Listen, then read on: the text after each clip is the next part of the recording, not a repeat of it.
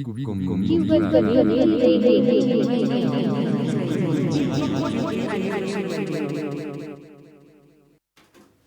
and thanks for tuning in on Cubitt Community Radio. I'm artist Gillian Knipe, creator of Art Fictions, which explores the art of stories and stories of art. My guest today is art graduate turned gallerist turned museum director turned art mentor, Kerry Hand, who has selected a book for us both to read and kickstart our conversation. We'll be winding our way through the text, its characters and ideas, then eventually arriving at what's going on in her creative practice. Welcome to Art Fictions, Kerry Hand. Thanks so much, Gillian. I'm so happy to be with you. It's very nice to be with you, and especially because you're now in 3D, and a lot of people like me only know you with a monitor screen around your face. You'd be amazed at how few people I've seen in 3D over the last couple of years. Wow. So for our discussion today, you've chosen The Blazing World, written by CERI Hustvedt, published by Hodder and Stoughton in 2014. Longlisted for the Booker Prize and winner of the Los Angeles Times Book for Fiction, the story reveals the life of artist Harriet Burden, often referred to as Harry, which is part of the story actually, so we'll get back into that, across snapshots of journal entries and testimonies by her family, friends and colleagues, which are compiled and edited by academic researcher I.V. Hess after Harriet's death. Furious with the cultural misogyny that's left her all but ignored by the New York art world, Harriet hides her identity behind 3 male fronts in a series of exhibitions, while their huge success goes to prove her point. When she finally unmasks herself, not everyone believes her. What a stunning read, as is anything by CERI Hustvedt, of course. So, Kerry, perhaps you could tell me why you chose this book. Well, I guess it comes down to my experience of the art world, and over 30 years I've done pretty much most of the roles in the art world, but I spend all my days talking to artists and helping them to demystify some of the kind of the smoke and mirrors of the art world. And I think not only do I really like CERI and her writing and the kind of the weaving and multi-layered textural kind of quality that's in her writing, but also I thought it would give us a great framework to actually discuss our experience of the art world. But also, as you know, I'm a huge optimist, and those things that I find challenging in the art world, you know, I'm on a mission really to help people navigate their own journey through it. So some of the things that kind of leave like poisons or toxins that are referred to in the book, I experience that a lot with artists, you know, how some of those things that thwart us in the art world. And I guess I really am hopeful that we can talk about some of those things, but also to offer some slightly different takes on how we might approach things so that we don't feel so overwhelmed, frustrated from the sexism, misogyny, all of the things that we experience in the world, but especially in the art world. Yeah, I mean, that's the thing, isn't it? It's in the world, you know, we talk about it within the framework of the art world, but there's not much, I think, that happens in the art world that doesn't happen in the rest of the world. It's just a microcosm. But I think in the art world, so many people like me are so vulnerable. It's doubly unfair, or something or other. Yeah, I think there's something in your superpower as an artist, you know, and the thing that helps you to show us things about the world that we can't possibly see or get to on our own, which is the beauty of what you do as an artist. That also is the thing. So you feel things deeply, you sense things deeply, but also some of the codes that there are in the world that really don't make sense. And so as young people, very often in our youth, we can see those codes don't make sense. And artists really continue throughout their lives to know and be able to call the bullshit in the world. But I think there's also that dichotomy of knowing things are a certain way and feeling disempowered by them, or feeling motivated and inspired to carve your own path. And I guess I spend most of my time trying to encourage artists to create their own path, be aware of the systems and the structures and the challenges, but also to learn how to navigate it so that they don't get capped at the knees by it. Yeah, but then this book portrays all those systems and structures being quite impossible. And Harriet, speaking of the sort of emotionally sensitive nature, let's say, of most artists, there was an interesting review in The Guardian by Rachel Cusk. Actually, to be honest, it was quite difficult to find reviews that were by men of this book. And CERI Husted, in an interview I watched with her, was saying exactly that about readers of her books. She said that when she goes to a book signing, it's all women, and, well, mostly women, and the men that are there are saying that they've bought the book for their wife or girlfriend. So she says, why is this so difficult to be a male and like a female writer, especially about issues around feminism? So I found that quite interesting, and she made drew the analogy between that and the fact that often it's not a strange thing for a daughter to say, when I grow up, I want to be just like my dad. But it would be really strange or taken as particularly odd if a heterosexual male said, when I grow up, I want to be like my mum. So anyway, coming back to this review, Rachel Cusk says, while Harriet's own diaries undoubtedly make the book more accessible, to an extent they blunt the novel's edge by confusing a visual politics with a verbal one. The authority of woman in language, her ability to both articulate herself and to make herself intelligible, is worlds away from her dispossession in art. Therefore, that particular note of tragedy, though Husted tries to sound it, remains lost. And I got a sense of that in the book, which is that, and I found this I've read Mysteries of the Rectangle and What I Loved, and I find that on the sort of, when it comes to talking about dipping in and out of philosophy, psychoanalysis, biology, neuroscience, all those sort of things that CERI will dip in and out of, I find that when it comes to talking about art, and we've talked about this very briefly before this podcast recording, it's a little bit, it doesn't have that emotionality. It's the difference between knowing, which is Hustved's comfort zone, in terms of writing and intellectualizing about art, and knowing about. And I think she's much more removed and descriptive when it comes to the heart of the artist. Yeah, I think, and that's certainly, it's divided lots of artist friends that I know. And one of the reasons that I thought it would be a great book to talk about is precisely because of that distance. And there's something that I'm always encouraging the creatives that I support and work with, is that the bringing yourself and all the kind of squidgy, messy, difficult stuff that goes along with all of the conceptual ideas and the kind of intellectual, philosophical, neuroscience, all the stuff that artists soak up, unless we get a sense of that, the feeling your way through stuff, where actually you take us beyond those ideas to that kind of that space in between, then actually it doesn't resonate in quite the same way. So I found it fascinating because actually CERI herself is mirroring what she's talking about with Harry in the book. Absolutely. And actually her approach to the book in this kind of forensic excavation of memory, false memory, imaginary spaces that people are trying to occupy. There's a kind of moving between. So it's kind of rich and textured and layered.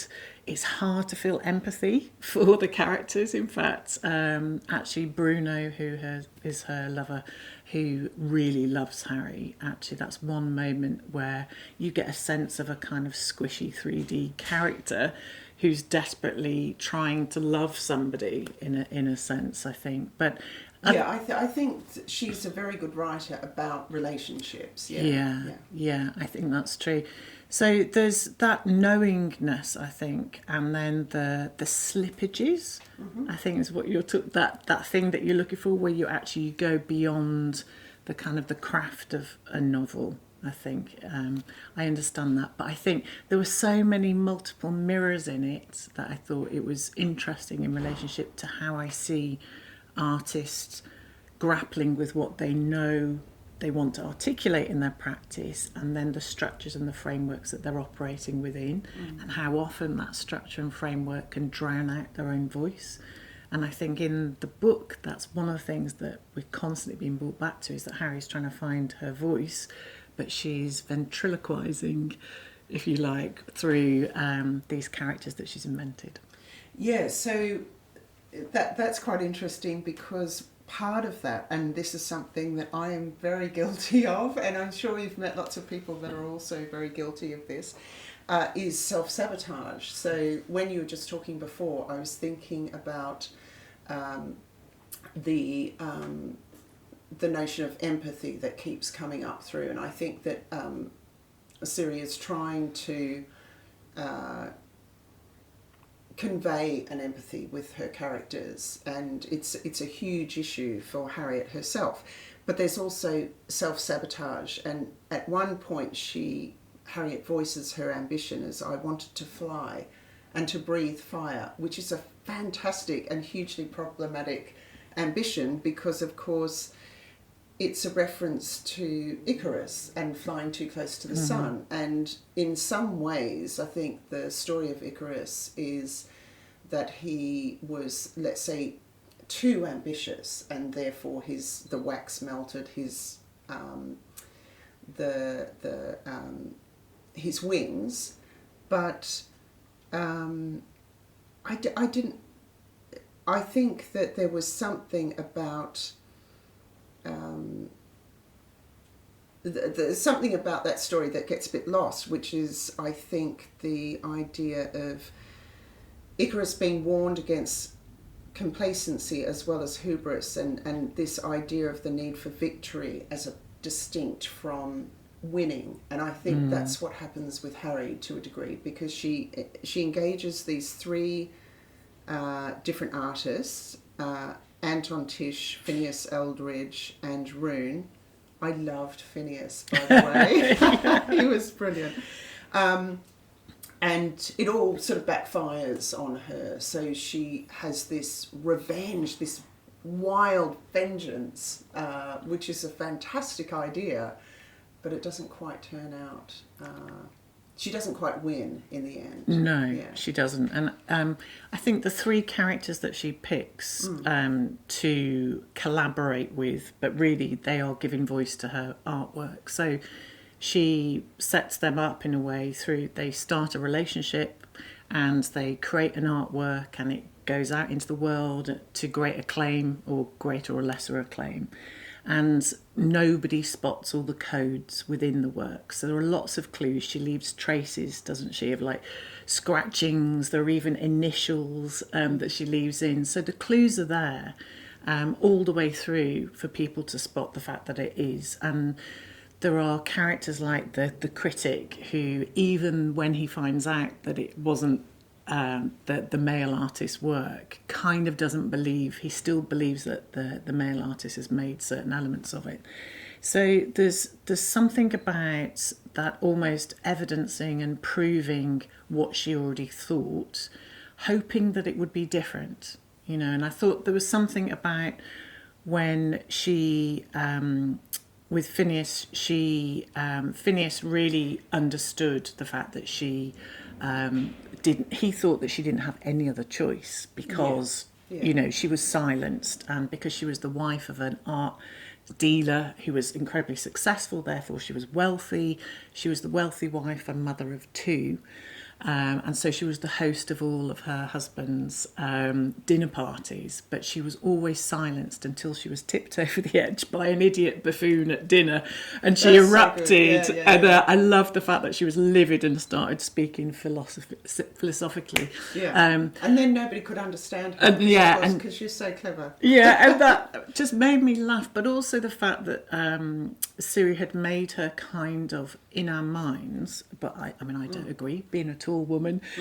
She made her tall almost like Lenny from Of Mice and Men, I think is how she's referenced. Yes. So we get this sense that she's not a small, petite woman. She's a powerhouse, an intellectual powerhouse as well as an artist. And she, all her life, she can't find anyone who understands her. So by finding these characters who she thinks people will love these people. So if my work is presented to the art world by these male artists, then people will there will be a sense that the work was good, in a sense that people will validate it, but actually it will also prove my own point. So in a way, she's cutting her nose off despite her face. Yeah, yeah. And is utterly crushed, of course, when things don't go according to plan. I mean, it was just so awful that she wasn't believed, and in the book it refers to one of the journalists saying, a 50-ish-year-old woman who's been hanging around the art world all her life can't really be called a prodigy, can she?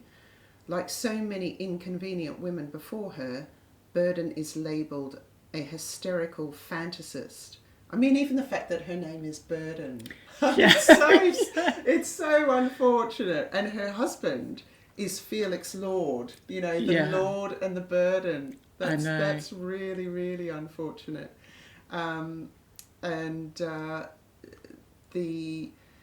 What were you saying before? You were talking about her physical stature, and I thought that was hugely interesting. So she had a friend. Of course, all of the names mean something, and she had a friend, Rachel Briefman, who says that she remembers her standing in front of the mirror with tears streaming down her face and talking about, I hate the way I look, which you do when you're 15 or 16, but it seemed to move into her, adult life. And at one point there was this critic, Oswald Case, of course a reference to Lee Harvey Oswald, who shoots the president, who refers to her as, she was barking at me and waving her meaty hands. And it was such an awful visual idea. And her friend then talks about the fact that Frankenstein was her favourite book. And I thought that was really unfortunate. And also, there was something that I'm trying to remember. CERI Husted, in a conversation with Elizabeth Sackler when the book just came out, said something really, really interesting, which was, aside from the fact that she talked about this huge repression, so when Frank, her husband, dies, she has these vomiting fits. So all this stuff she's held in, starts coming out. But she says about her, I wanted her physically to represent a fear in the culture. And I just love that line. She had gigantic breasts. She's huge. She's got this wild hair. So she was my monster. She identifies very heavily with Frankenstein's monster. And I thought a lot about Milton's Satan all the time I was writing her, which is a reference to Milton's Paradise Lost. But anyway, the point is that there's this sense that if she felt that if she'd been a son, and again, this is CERI Husted talking about her own writing, her father would have recognised her, seen her, encouraged her work.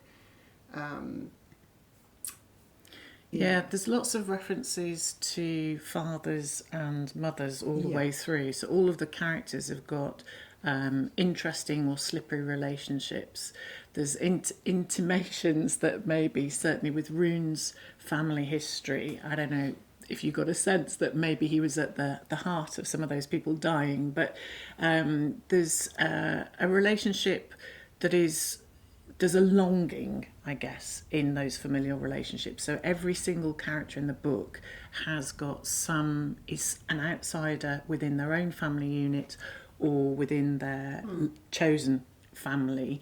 And in the end, she creates this house, or this kind of warehouse full of misfits. The barometer is one of my favourite characters, actually, until he goes nuts at the end. But the idea that there is somebody who saw his own mum struck by lightning, so there were moments all the way through where the extraordinary impact of the kind of ordinariness of family life, if you like, and the horrors and the beauty that we all go through is kind of woven all the way through. I think that sort of withholding, and certainly with all the father relationships, there's a withholding all the way through. So people going and trying to go to the knock on the door of the shed. I think Harry, when she was a kid, that she wasn't wanted. So this sense that actually, but revenge is written out in other ways. So even when she's discovered at night stabbing some of her own artworks. Oh, that's so it's upsetting. Yeah. Heart-wrenching, but also the fact that she's alone at night, in the heart of night, and the guttural cries that kind of are coming out through the warehouse. So you get a sense of how many are wounded in the novel and where their creativity comes from, but also how those woundings play out throughout. Yeah, and I think you're absolutely right. There is this sense of wrongness that people have been, Phineas talks about being gay and that being wrong, being black and that being wrong in a white society. She feels that she's been born into the wrong gender, and there's a lot about gender and gender fluidity, and of course her friend saying that the fact that her father referred to her as Harry, and her friend was a psychoanalyst, was quite, telling. Towards the end, which is very sad, I know to fast forward, but when she's not very well, and she has all her hair is cut short, and again that kind of the whole Samson and Delilah, and the kind of the power that she has somehow is kind of deflated, but still those that love her and attend to her kind of embrace those idiosyncrasies, I think. And there was something about memory that you were interested in through the book. Do you want to tell me a bit about that? Yeah, I think, well, there's several things. There's one in terms of the way that everybody is recollecting, and we know that actually so many, cultural things affect our memory, but also our emotions. So we know that all of the memories that are being retold to us are spurious, and the fact that it's a fiction in the first place, but having those multiple perspectives to try and get a sense of what's the truth, or trying to get to the nub of the truth, which we kind of know is impossible. And yet we're kind of gripped. Aren't we just? We're gripped trying to excavate some sense of what was the reality of it, and how important the deception or the lies are to people's relationship or connection with somebody. So that's one aspect in terms of those interpersonal relationships and how people relate to each other.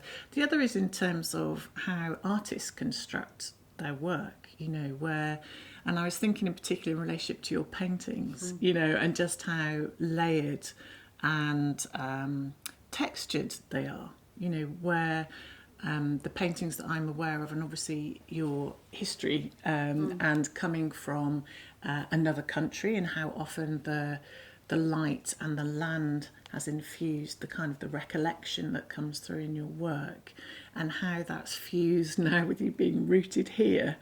So very often when we look at your work, there's a kind of sense of zooming out and looking over above it, and being able to get a sense of how that past, present and future is layered together to make one whole Does that make sense? Yeah, it absolutely makes sense, but that's the part of the work that, you know, if it made total sense to me, I wouldn't do it. Exactly. Yeah. Yeah. But yeah, so this is another thing that CERI was talking about in an interview that I watched, and she was talking about exactly what you're referring to. So she refers to it as unconscious perceptual interference. Oh, sorry, unconscious perceptual inference, and she refers to quite nicely Margaret Lucas Cavendish, who was an English philosopher, poet, science fiction writer, and playwright.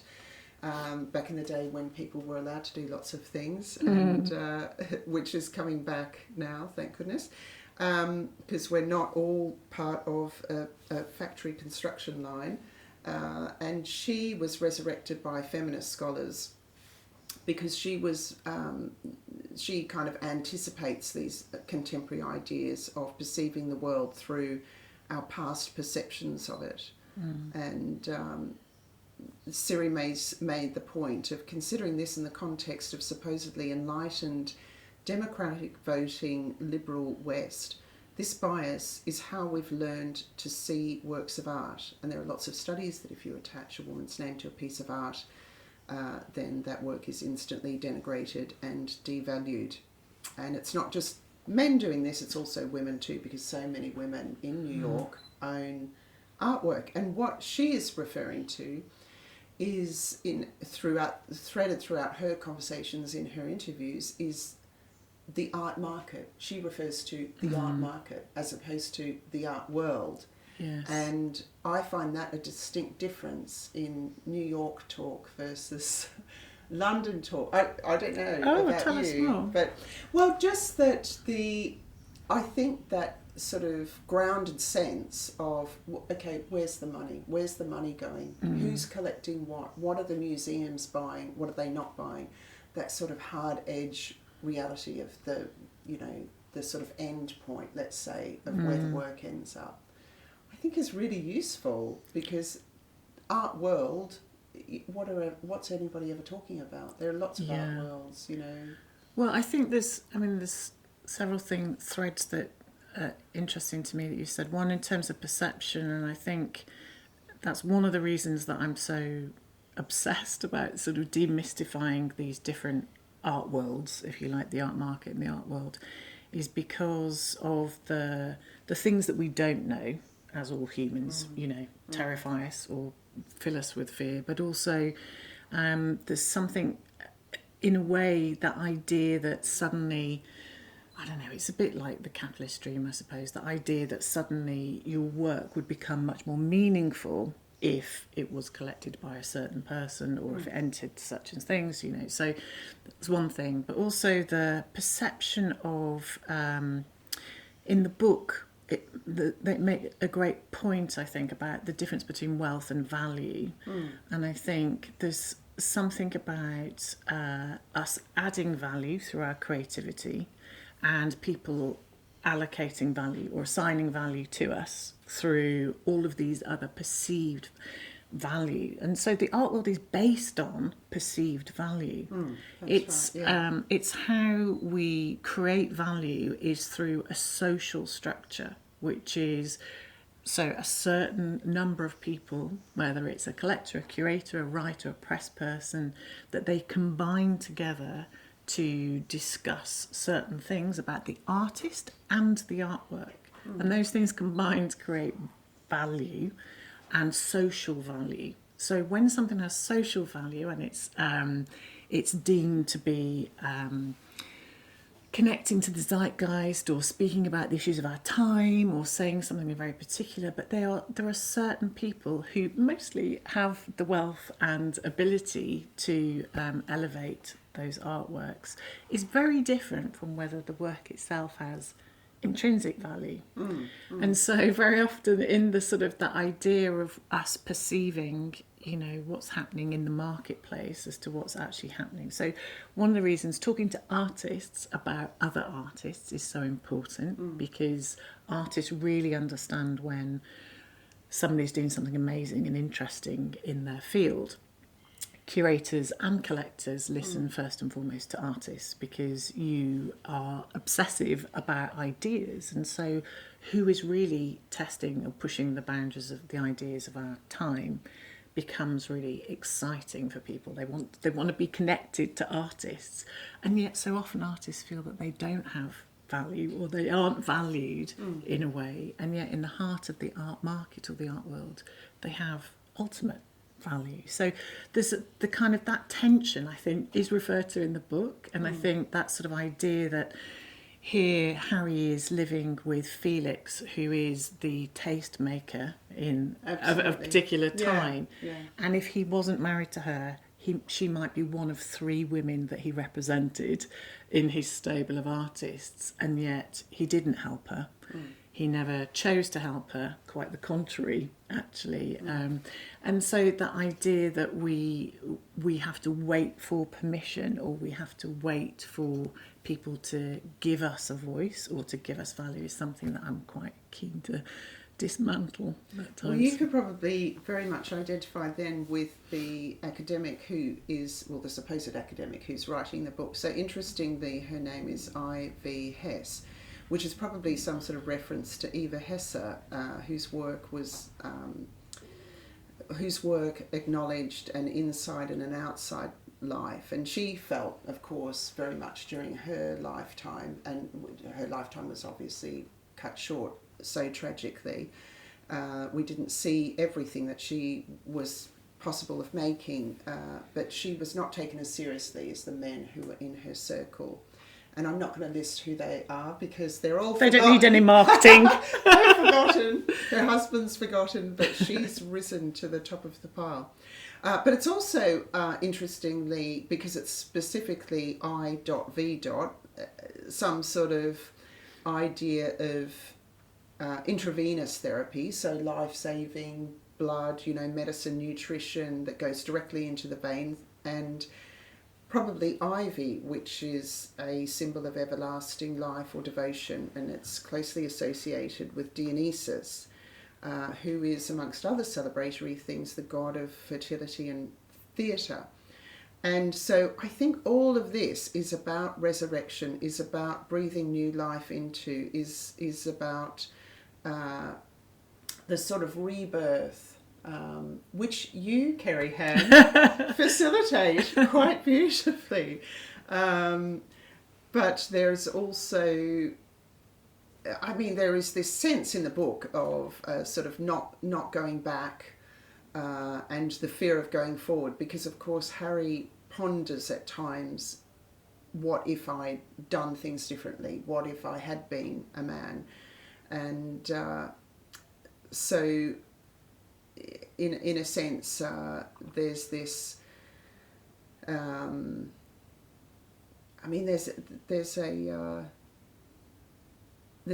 a fantastic quote that meant a lot to me, which was this, which I think is the nub of so many reasons why I came to you in the first place, which is, the mind has its own place and it bears us backward and forward. It has its own architecture of the past that comes from real rooms and real streets, but they are made over and over again in time and now reside within, not without. Again, a reference to Eva Hesse's work. Once those places were filled with the noise of garbage trucks and sirens and the sentence fragments of chattering pedestrians and the odours of moving seasons, but the dense visions and clamour and smells that have been simplified into interior mental codes, and I'm just going to say beware, grow stiff with words. The future is made of that same stuff, elemental spaces we inhabit, with wishes or fears. Why so many fears? Love love that. Beautifully read. I mean, so many people must be like that when they come to So you. many fears. I mean, fears of our own minds, for sure, and what's held within. And I guess one of the reasons, after 30 years of being in the art world, one of the reasons I went to train as a coach was because I had been mentoring, but I realised the beautiful brains that we have as creatives, you know, we manifest such incredible things from our minds, and artists know exactly that their thoughts create this incredible stuff, but also they can conjure all kinds of phantoms and ghouls and spectres that haunt us. And so learning how to manage our minds, I think, was one of the things that I thought actually, you know, it's something I've always been fascinated in. And so that was really the purpose of going back to train as a coach. And so that emotional roller coaster of navigating our internal lives, and then in relation to the context that we find ourselves, you know, which is ever moving. So that idea of the I in the book, which is a fluid, ever changing thing, I think the thing that I want to support artists and creatives with is that letting go of that external validation being the dominant force, so that actually it's important to have a community and an audience. And I really love the fact that you are doing such incredible work here and in your own work, and sharing that and curating and supporting so many other creatives, because I honestly believe that's the key to unlocking the kind of the grip, the jaws of that external validation fear that comes. Firstly, from putting yourself out into the world, you know, and revealing oneself through one's work, where, you know, there's a lot of work through coaching that I support creatives to do, which is to be more compassionate to the work itself once it's produced from you and goes into the world, and to enable it as if you were looking after a friend, as you would, so that you really become the best custodian of your own work. But also to champion what you've created, because it's amazing that you can produce. I mean, your paintings are phenomenal, and the fact that you can produce such incredible work from your brain is amazing. And all of the things that went into making you make the DNA and the thumbprint in those paintings uniquely yours.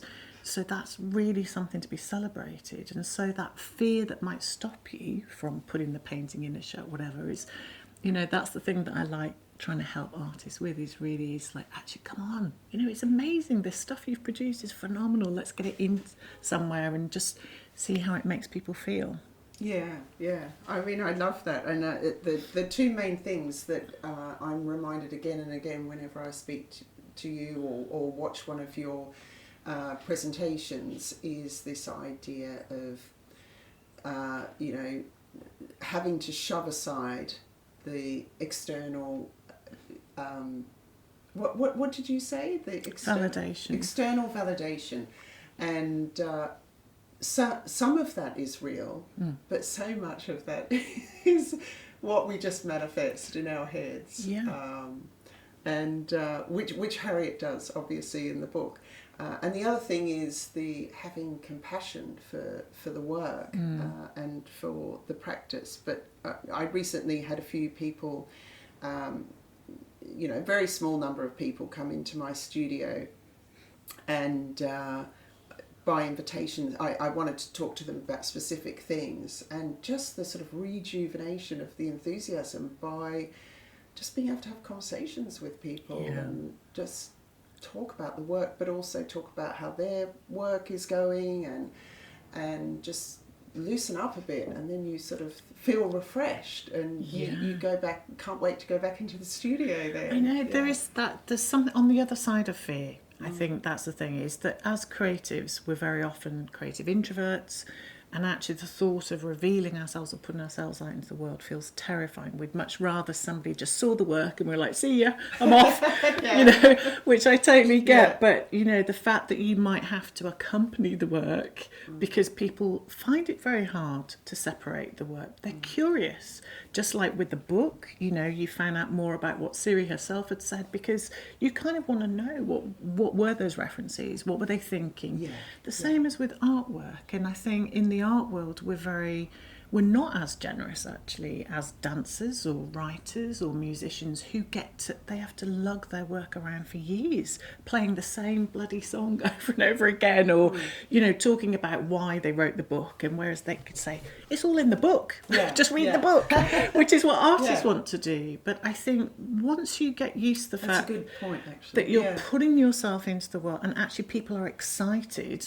They want to know what's behind the curtain. They want to understand, because they want to see themselves in what you've made. They want to understand, like, you were frightened, but you did it anyway. You were scared, but you did it anyway. Maybe I could be that brave. Maybe I could do something creative. So I think it's fantastic that you put yourself in that studio and allowed yourself to be vulnerable and reveal and say, hey, what do you think? Yeah, because of course preceding that I was convinced nobody will ever come. I know. As we all do. It's the same thing with Instagram, you think everybody, oh, you're so busy, you're doing this, you're doing that, and you think, well, I'm not really. No, I am. I'm doing all those things, but it's not a jolly ride, it's a lot of work. But coming back to the different roles that you've had, Kerry, I first knew your work as Kerry Hand, the gallerist, and I visited your gallery a few times, and I then the next thing that I knew that you'd done was your involvement in the brilliant Somerset House exhibition Get Up, Stand Up Now in 2019, and so the poet, author, art critic, and soon to be another guest host on Art Fiction's Cherry Smith and I spent at least 2 hours in that exhibition. It was completely brilliant, with the celebratory photographs of Horace Ove, and going back through his son Zach's compilation of works by Black British artists, focusing on those of the 50s and 60s who challenged what it meant to be British and part of a multicultural society. And then in 2020 we met personally with me as a client of your mentoring program, and I think in that sense we're going to go a little off piste with this podcast today, because we're going to talk a bit about my practice, which is really strange that you're the guest, and it'll be talking about me, all about me. But it will be talking about you and your process as well, of course. Well, I think when we met, you were actually just starting the podcast. I think you had been, because you had a life previously as a journalist and working in marketing, and I think, is that right, Jimmy? So I was previously an art director in the commercial sphere, so doing a lot of PR and experiential, like pop-up events and all that sort of stuff. So a lot of design and of spaces, really. Yeah, and I was really interested in that, because you, in a way, that storytelling was really natural to you, and the way that you were thinking about the podcast was fascinating to me, because obviously moving to this country and thinking about networks, and I was really interested in your take on the class system. Oh my gosh. And how I still struggle. Just how utterly baffling that must have been. It still is, and in fact my kids are currently in Australia, or they have been in Australia. They're in Asia now, but they said, it's really interesting, the difference between talking about the Australian version of Australia has all sorts of other biases, so, but it doesn't have the class system like you do here. And they said to go and experience that in real life is so much different than being told about it. And you do see the sort of strangeness of the construct that exists here, that is a genuine barrier to so many people in so many fields. It's just excruciating. Yeah, I really connected that when I first met you. Years ago, I used to be director of the Women's Art Library and Make magazine, and before that, I worked with Heidi Reitmeyer, who was a big influence on me because she was Canadian and she did not give a shit. She had no sense of the class system. She would like ring anybody up to get an interview for the magazine, whether it was Yaya Kusama or whoever. She'd be like, yep, let's do it. She was just on the phone. Yeah. And I went to work with her at the ICA briefly. And again, whether it was writers or even Christo, we were there for the 50th, and she would just move fluidly because it just didn't touch this. She didn't understand it, and therefore she wasn't at all nervous of it, which I thought was great. But I was curious, so you started the podcast just around the time that we sort of first met. Yeah. I tried it out as a sort of concept in writing as a result of going to an artist's studio and talking about books and talking about her painting and sort of interweaving between the two and finding it much easier to talk about her painting when we were talking about the book, because the book that she read was Dante's Inferno, so we were just picking up on the ideas that were in that and shifting into her painting. So I tried it out for about a year beforehand, interviewing artists in the same vein. And then it was always going to be a podcast. And then, like so many people, when lockdown hit, I thought, well, if I'm ever going to do it, it's going to be now. But it was much easier to turn around one a week then because there was nothing else going on. Yeah, it's such it's a life's work that you've committed to. Yeah. So as a sort of practitioner, and obviously the work that you do with the podcast, how has that influenced your painting practice? Well, I'm almost embarrassed to say I've learnt so much from other people. So it's like getting, free art lessons. Just the way people think and the sort of oddness with how people would approach a situation, the different ways that people are, speaking of, you had mentioned compassion before, the different ways that people will treat their art practice and respect their art practice. I found that really, really helpful. I feel like, so for instance, I've got to be in the studio every 10 minutes and I can't be, and I'm never going to be able to do what I want to do because I can't get into the studio all the time. I mean, when I finished my master's, for instance, I went back and worked for another 5 years. I just couldn't afford to, if you like, be an artist, which is how I came about writing, because I didn't really have much capacity to participate as an artist. And so I've forgotten what the track I was talking about. But the writing informed the podcast. Yeah, so the writing was. It was a way to still participate in the art world, and because I was doing this other creative endeavour in my paid work, I found that I didn't have a lot of capacity to function as an artist, because it's a very different way working with a client brief, and as an artist you're almost working the other way round. So I found it mentally difficult to flip between the two, and I also had young children as well, so. There's only so much headspace, and so the writing came about quite naturally from that, about keeping a hand in, but also I'm a fairly decent writer, so it was more of a comfort zone, something I could do. And I wrote for about 2 years without being paid or anything, because I didn't have to worry about that at the time, because I was working, and then but there was something unsatisfactory about that, because it was still not helping me meet people. And so I began interviewing a bit more, and then that slightly improved things, but it still wasn't around discussions until the podcast idea. And then I thought, yes, this is what I'm going to do. Can you remember what it was that led you to contact me? So I'd continued the writing because I needed the money. Not that writing pays much, so if anybody out there thinks it does, it doesn't.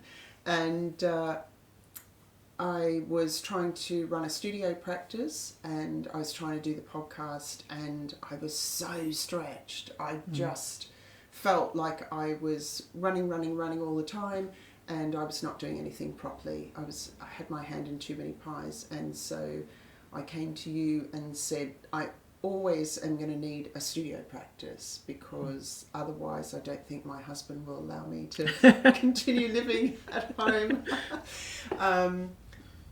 But, you know, I just don't have the capacity to push it in all the ways that I know I have to push it. You know, I come from that sort of marketing PR world, and I knew I needed to support the practice outside of the studio, but without the capacity, you know, what on earth was I going to do? And so I guess one of the primary things was to say, do I have a worthwhile art practice to begin with, to continue? And you overwhelmingly said yes and convinced me to keep going. And so I've largely dropped the writing as a result, because I couldn't keep that going. Although people who've been on my podcast, I follow, you know, pretty much everything that they're doing. I try and go to the shows that they do. I'm writing coming up. Jane Hayes Greenwood has an exhibition at Caster Gallery, so I will be reviewing that. So I try and watch what people are doing. Yeah, lovely. And try and write about it if I can. Yeah. And in that sort of process of our meetings, what would you say that the takeaways that have stayed with you have been? Well, I don't want to be repetitive, but it is that compassion. I've learnt to, rather than, I'm not very consistent, Kerry, I'm going to have to admit, but rather than try and be in the studio every 10 minutes and feel terrible if I'm not continually in the studio, it's to be in the studio but not necessarily to be doing painting work in the studio all the time, and pacing my work more. So I'm working on less paintings at a time, and I'm trying to pay them more intense attention by sort of leaving them aside more, and just pacing the studio practice a lot more. But one of the big breakthroughs, I think, was that, you know, almost in my first meeting with you, I was talking to you about Catherine of Aragon and the lineage of all things black stitch, and that probably coming from the Moors and then going to Spain and then coming to England and being turned into this thing called Holbein stitch, which is black stitch is another word for it, and or black work, which has then become a title for tattooing. And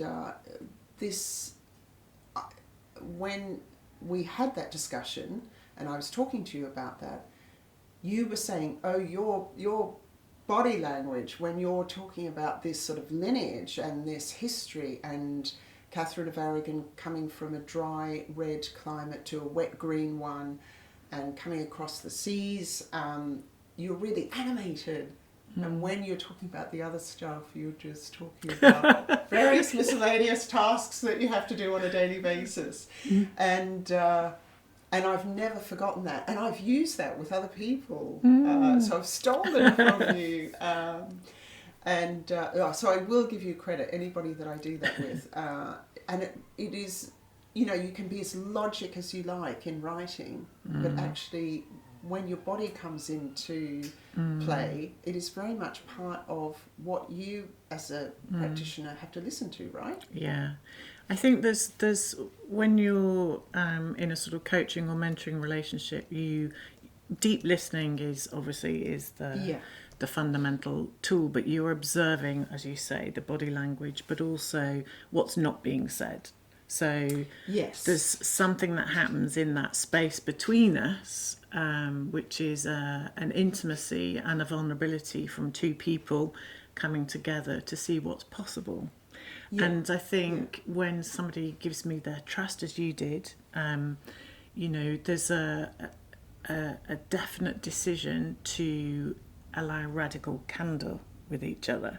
And I think in earning that trust is how you can support somebody to dig deep and start really pushing the work that has their own particular idiosyncratic sort of stamp, if you like. And I think we did some interesting exercises where we were looking at the paintings that we liked the most, and we always agreed on the ones that sung the most.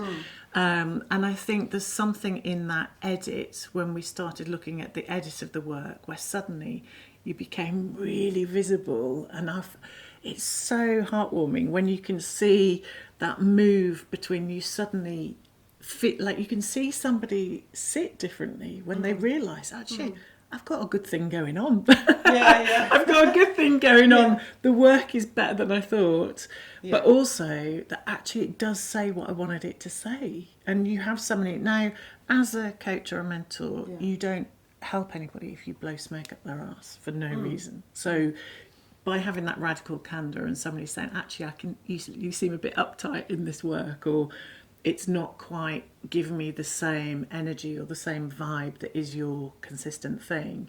And I think when somebody knows and can see where you're hiding and when you're really taking risks, there's something about having somebody with you to enable you to take risks. And I see it's brilliant what you've achieved since we've been talking, is just phenomenal. The bravery, but also the decision to go on and support other people to be brave as well.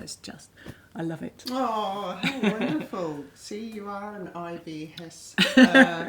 And in fact, that reminded me of one of the other things about you were talking about the assessment of painting and working together on that. And one of the things that was really critical or made a huge shift for me, and I still use this, is the good girl paintings versus the weird stuff. So you picked apart these paintings and said, because you're brutally honest, which I loved that, because I'm Australian. I hope that explains inherently that I only understand straightforward talking. And you're really, really good at being able to say, well, these paintings are very lovely, they tick boxes, they'd be nice on my wall, etc. But they're a bit like everything else going on in London or the UK or whatever. Whereas these other paintings, and some of which admittedly I'd overpainted by this point, they're odd, I'm not quite sure where they're, where things are placed on the canvas, etc. And we went into quite a detailed analysis of those, but these were things that I thought I was doing almost on the side. Like, okay, this is what I really want to paint, but it's too obscure or weird, and who cares about things that are showing two different viewpoints at the same time of, say, something. I work in abstract, so it's a bit difficult to pinpoint exactly what the work is referring to, but a lot of the work will be sometimes trying to highlight the detail of something at a microscopic level and trying to explore that's not a blown up version of the of what we see, but it's something else altogether. And those sort of things about sort of where, if you like, physics or biology meets philosophy, phenomenology. They sound like really big academic words, fields to describe, but I'm jumping in and out of those all the time. But to sort of find that might be interesting to somebody else was, blew my mind, to be honest. I think, it's something that anybody who knows or has worked with me, I'm always encouraging the sort of the weirdness and the wonk in people, because I think that's where it's at. At the end of the day, it's the grit in the oyster, and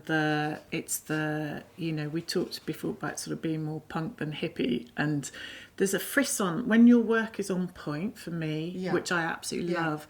There's a kind of vibration in it, and it's that vibration that is bringing in the kind of the repercussions of memory and perception and the kind of the after image that you are living with and embodying with a kind of a forward projection. So the multiple viewpoints that you have in your work and the kind of the way you make things simply complex or complexly simply, I really love. You know, it's not easy to work with abstraction that way. And I think also your colour, you know, I like the slightly things that are incongruous. Yeah. That's when I think that you're really on fire. So we know when you make things look nice, because you love your the work that we know would be easy for people to consume. And I think I like the fact that you might make it a bit hard for people. I love that. I love that about your work. And obviously that makes it very desirable as well, because you can see when somebody's on top of their game and their craft, because it feels like you need to go back and have another look. You know, it's not, you can't, it's just not a passive consumption. It's something that's like burning on your retina, and you get pulled back to that frequency because you want to kind of know if it's not quite like anything I've seen before. There's a familiarity somehow, but I can't quite place it. I think that's what you do really well. Thank you very much. I mean, you're sort of trying to find the familiarity in a way in yourself. But when you were talking, it did remind me of, and I suppose it's really obvious now, but that shift for me from trying to look at the work from the perspective of a potential viewer, which is what I used to do in communications. You're always looking at how you might design, say, an experiential pop-up at a festival for a client. You're looking at it from the visitor's perspective. So you're always trying to look at everything, in that case, design-wise, from somebody else's perspective. And that slow transition I've had to make to be looking at work from my perspective and not be thinking about the viewer at the point of making it. It's just, you know, futile. I think that's something that happens, if it's okay to say with you, but with all my clients. And I think there's a moment where we sort of suddenly realise there's a becoming and a confidence that actually your viewpoint is okay. And actually your viewpoint is the only viewpoint that matters to make great work. Like ultimately you can soak up the world, you can kind of bring your past, present, future with you, but it's your lens that we're interested in. And actually if we see you obfuscating or you ventriloquizing or using somebody else's voice, or we can smell it. Everyone can smell it. So we know when we see a great work that is uniquely yours, and I think that's the point that we're always trying to get to. I want to move on now to something very awkward, I find, but you know, coming back to the book and the reality of, well, Harriet's reality of the misogynist world that she's trying to find a voice in, and also thinking about CERI Husted and the work that she's done and the push for more women in art, more women of colour in art being seen and being heard. How do you help people manage the unavoidable and unfair bias that really does exist in the art world, because it really does exist in the world?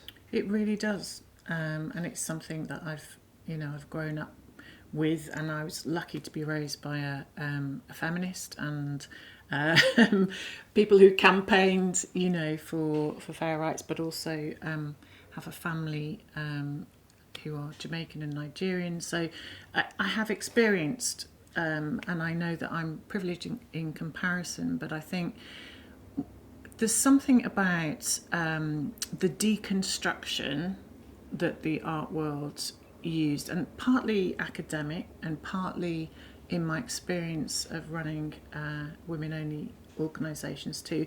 I'm really aware of the strategies that are necessary and that I have been part of.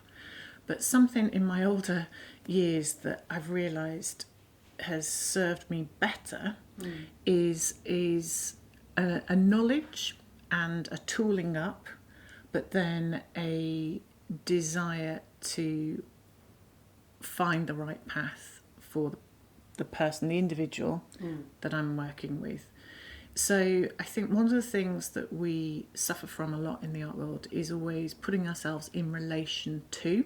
Yes, yes. And it's, in a way, Guilty. that's the thing that I want to shake up a bit. Because actually, when we look at an individual's core values and their inner purpose and their vision and their mission, it takes some chipping away, actually, for it not to be influenced by their partner, their husband, their wife, their kids, their parents, their whatever. Everyone's voice is in the room. So we have our inner cast of characters, we have our peers, we have society as a whole, but somewhere in us there is, and I know I sound like I'm going all the way to the woo, but there is a deep knowing. Everybody has it of what's right for them.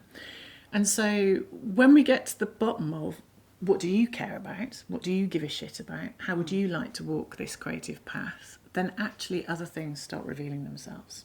So, for example, what kind of places you would like to show your work in. If it's not Hauser and Wirth, it doesn't mean that there are no choices. You know, and actually I think very often in our creative world, it's amazing given our imaginations, we get into a binary way of thinking, which is really like, if it's not this, then it's shit. If it's not the best, then it's shit.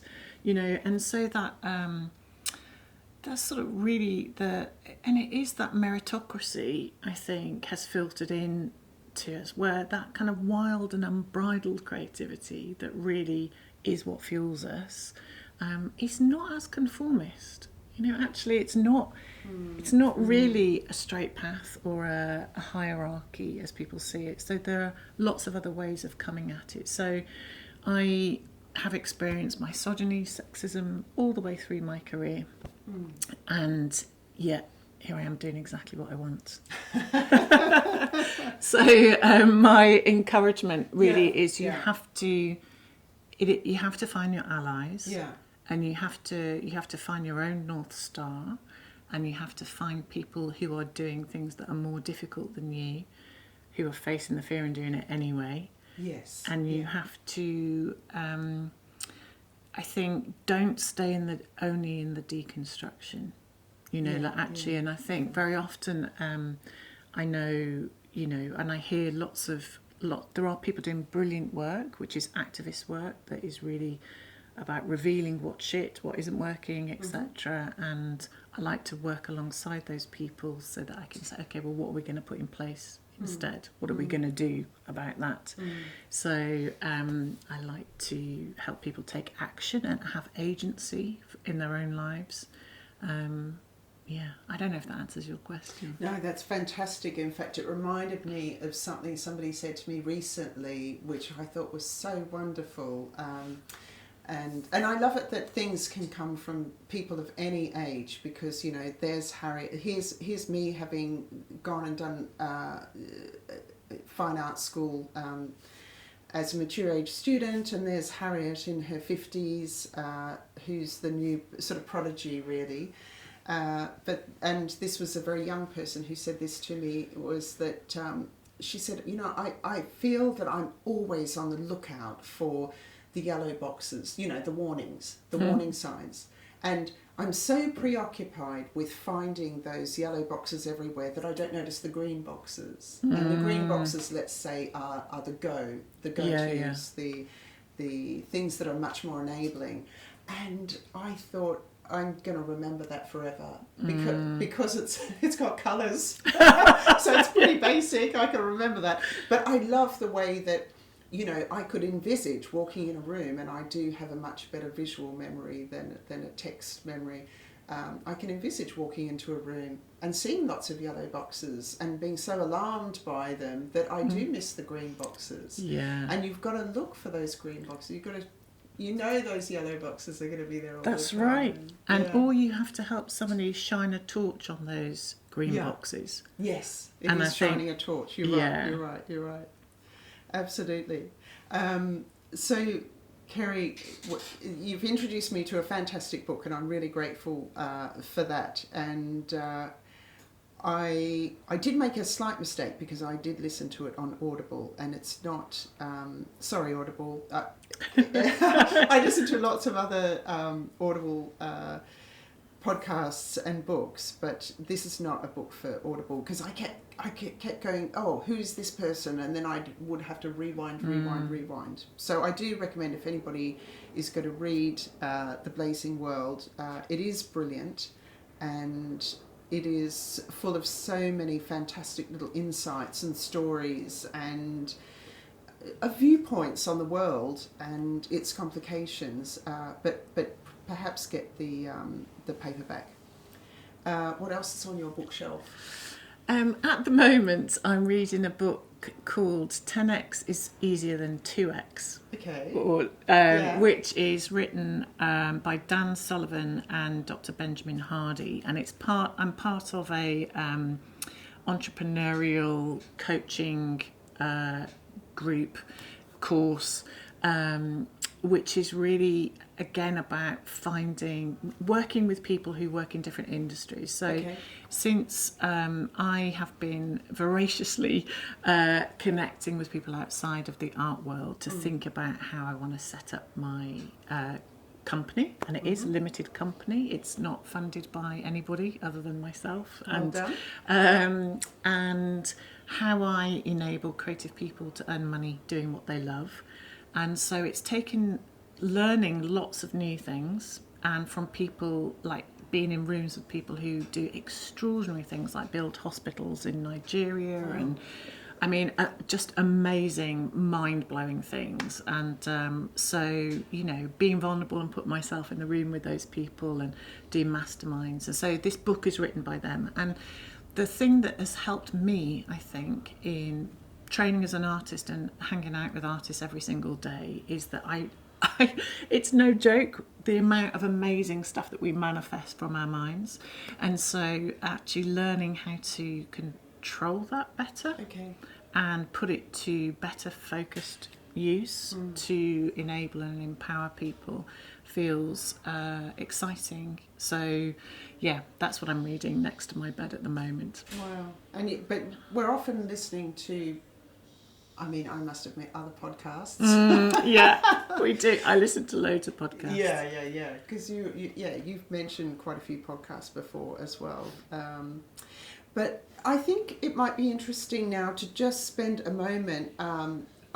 If you had a studio practice, I would be saying, how can we see your work coming up? But I thought it might be interesting to talk a little bit about your organisation, which is, you're named after you, Kerry Hand, and how people can find you online, and maybe just talk a little bit about what it is that you do. One of the things I'm particularly interested in is understanding the difference between coaching and mentoring, for instance. So maybe you could do a bit of an introduction to So I've changed the name from Artist Mentor but the website is still up, and there's lots of resources on there if anyone wants to check it out, like how to write a certificate of authenticity, for example. So that's on artistmentor.co.uk. But we've now changed the name to Kerry Hand, and that's partly because I wanted to align myself with artists and put walk the talk, reveal myself, but also my surname Hand, which was my parents are no longer with us, so it's a kind of an ode to them, but also obviously creativity is all in the hand, and it's about connection and community. And so I still coach, and I work with mid-career and established artists, but also curators, museum directors, creative professionals. But I now work with a bunch of associate coaches and mentors. So I prefer to coach, but I do sometimes blend in mentoring, and there is a distinct difference. I would say a creative mentor is somebody who uses their own personal experience, their own journey, to offer advice, insights, and a kind of roadmap to somebody to help them get to where they want to get to a little quicker. So it's much more advice focused. Okay.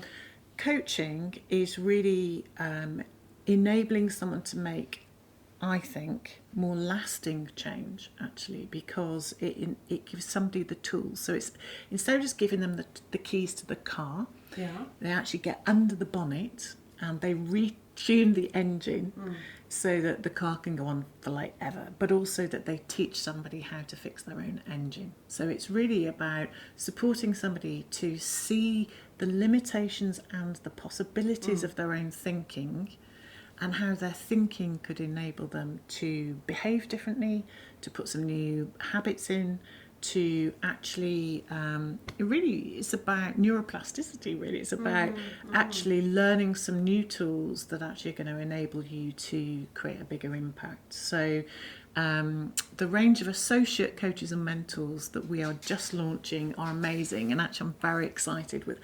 Last night I met one of our new associates who's going to work with millennials for us. Oh, okay. Who is just the most... Which one's a millennial? Oh, between 20 and 30. Right, yeah. My partner, who works in, PR and comms, talks to me like that all the time. Oh, yeah. So, I work with any age group, but I think actually, for me, it's really about trying to service. I'm on a mission to help 100,000 creatives by the end of 2025. So we've got a posse of 10 at the moment that's growing. Brilliant. So if anybody's interested in being an associate coach or mentor, they can get in touch.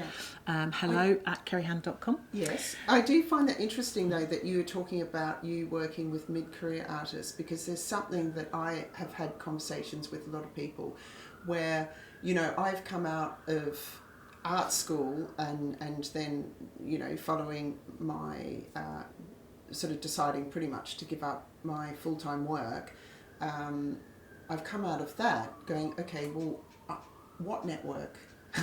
What's this network business? And I've had to build everything from scratch. And but what I found is that so many people of my age, their network has kind of fallen away because it just wears off over time quite naturally. So all those sort of buoyant activities going on that from when you first leave art school, that's all sort of dissipated. Yeah, and I think there's all kinds of things that feed into that. I mean, I have a passion for working with mid-career and established women in particular, and I think every coach and every mentor will have their USP, if you like, and we all have our different tools that we use. I would say it's where you do your best work that makes the difference, because that's how you guarantee your clients' results. So I'm an expansive thinker, and I like helping people celebrate their weirdness and wonk. So as you know, but that mid-career thing is a real thing, and whether it's losing confidence after being out of work for a while, or maybe wanting to make a transition, whether it's family, suddenly we have caring duties, there are things that impact on the work, and I think we can easily lose sight of our own power, I suppose, in terms of what we've got to contribute. So I developed the 2 courses that we have online at the moment for different ways that people can work with me, but also with a range of arts professionals. So one is the course, How to Price and Sell Your Art, 5 Steps to Successful Sales. And that is because of my experience in the commercial and public and private sector, that I really do want to help artists earn more money from their work, but it's not just about who can I sell it to. All of the work that we don't get taught at art school, in terms of how value is created, how perceived value is built, those hidden networks, the hidden, and also the way that we can actually build value for ourselves. So it's everything from how we articulate our practice, how we communicate and connect with people, through to how we have studio visits, how we prepare better, how we prepare ourselves to make sales, and actually a whole load of work around money, because loads of artists have got challenges, let's say, when it comes to yeah. even the shame around either wanting it, needing it, whether they deserve it. And so I've spent 3 years studying ways to help artists earn more money on the back of everything else I've learned in my career. So that's all in that course, and that's a self-study, but I coach inside. We have an online hub, so people can download 100 videos, 35 worksheets, and then they get monthly coaching support from me. And then the other one, which we've just launched this week, is Mastering Mentoring, and that's because I have so many programs and people who actually want to learn how to be a better mentor. And again, we don't get taught at college or art school really that sort of bit about deep listening, but also attuning to an artist's practice is a deep skill so that you can support them better. So that's just a small course. But there's also free downloads. People go to the website kerryhand.com. That's Kerry with a CERI. They can get a free PDF on how to have a sustainable creative career. And every month we do free workshops. So we just had one with a creative legacy advisor called Evelyn Laron, who was amazing, talking about how to prepare your estate. She did have lots of advice for people who are still alive. She did.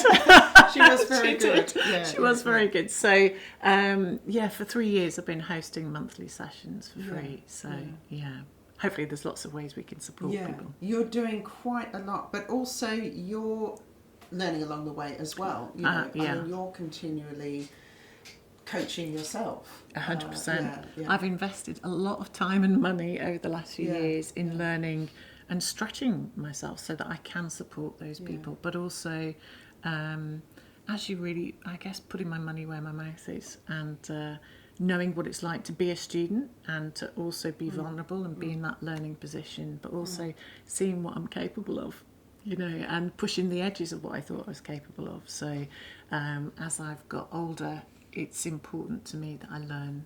And that's why I've done so many different jobs in my life, because I like learning difficult things and finding out that it's not as difficult, it's just different than I thought. I agree. I like to be slightly out of my depth all of the time. Kerry Hand, artist mentor, you've really made a huge impact on my life, and which is now shaped around so many things that I've learned from you. Well, likewise. I learn from you and your work all the time, but also I'm just so happy that you'll keep putting your brilliant work out into the world. The world's a better place for it. Thank you very much. And at this point, I want to say, Kerry Hand, thank you very much for being on Art Fictions. Thank you so much for inviting me. It's been such a pleasure.